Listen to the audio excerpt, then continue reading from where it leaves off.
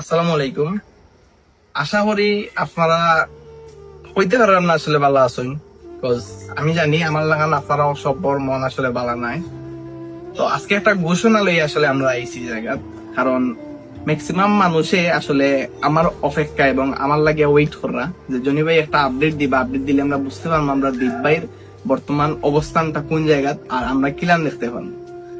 সম্প্রতি যে ভাবে আসলে মানে গুজব ছড়ানিওর এআই দিয়া হোক অন্য কোনো ইয়র ভিডিও দিয়েও মানে দীপর ফটো লাগাইয়া দীপর ফ্যামিলির ফটো লাগাইয়া এই বিষয়টা খুবই দুঃখজনক।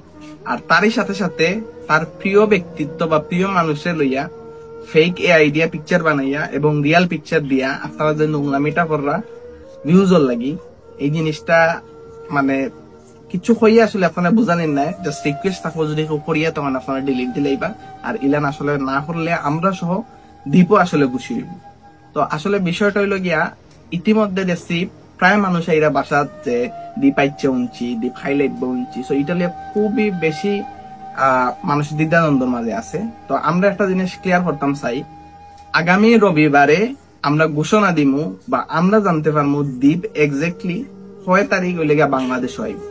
আগামী রবিবারে কিন্তু আমরা হইতে পারবো যে কোন দিন আইব, বাট আগামী রবিবারে কিন্তু দ্বীপ দেশ হইয়া পৌঁছাইতো না। তো বিষয়টা একটু আপনার মাথা রাখবা, কেউ যদি এর ভিতরে কোনো ধরনের গুজব ছড়াইন যে দ্বীপ আইচ্ছে আইব, এটা আপনারা বিশ্বাস করিয়েন না যত সময় পর্যন্ত আমি অফিসিয়ালি কোনো ঘোষণা দিছি না আমার পেজের মানে।